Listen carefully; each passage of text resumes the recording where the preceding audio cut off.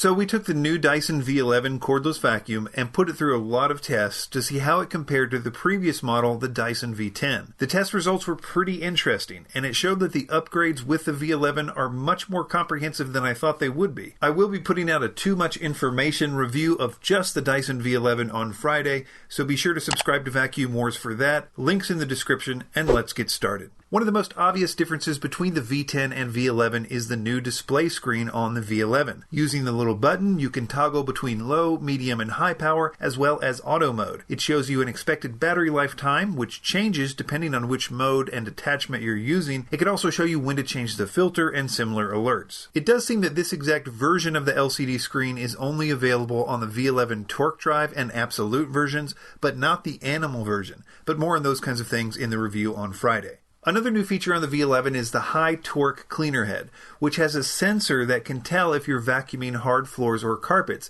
and it will boost the suction for carpets for a better deep clean. I actually really like this feature, and it did seem to work well and does optimize battery life. The other changes are less obvious, so let's jump into the tests. The first thing is suction power. The new V11 seems to be much more powerful than the V10. We tested its suction at 111 inches of water lift, or about 28,000 pascals, which is crazy high for an upright and borderline ridiculous for a cordless vacuum. But to the point of this video, it's up from about 84 inches on the V10, which was the highest I'd ever seen on a cordless vacuum until now. As far as airflow, which I would consider as much or more important than suction, we measured both the V10 and V11 in several places and on all power settings, and found that on average the V11 had about 32% more airflow than the V10. So what can you do with all that power? Well, the other tests showed us. For example, we do a carpet deep clean test where we take exactly 100 grams of sand and embed it into medium pile carpet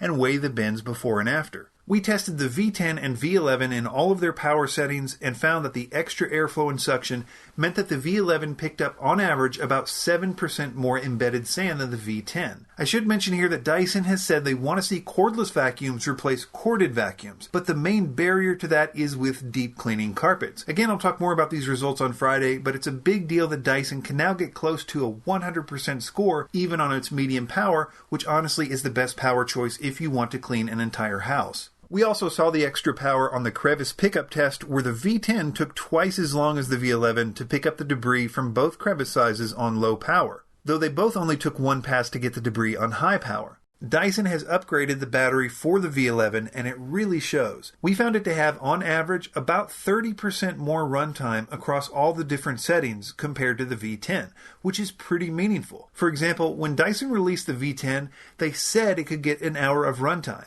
And that was true, but only if you were using a suction attachment on low power. With the V11, you can actually get an hour plus of vacuuming with the torque drive head on low power. In general, though, I think that we finally hit a threshold with the V11 that means that battery life is no longer a barrier from switching from corded to cordless, even if you have a massive house. There are two downsides to the bigger battery, which are recharge time and weight. The recharge time jumped from 3.5 hours to 4.5 hours from the V10 to the V11, and the weight increased almost 1 pound, which does make it noticeably heavier on the forearm. I'm not thrilled with the weight issue, as I've often complained that these cordless vacuums with all their weight near the handle are not nearly as easy to use as people expect them to be, and this extra pound just makes it a little worse. But in general, Dyson is really good about weight distribution, and the V11 still feels lighter than similarly designed cordless vacuums. With regard to pickup ability, it should be said that the torque drive heads are basically identical from the V10 to the V11, other than the new sensor that can detect floor types,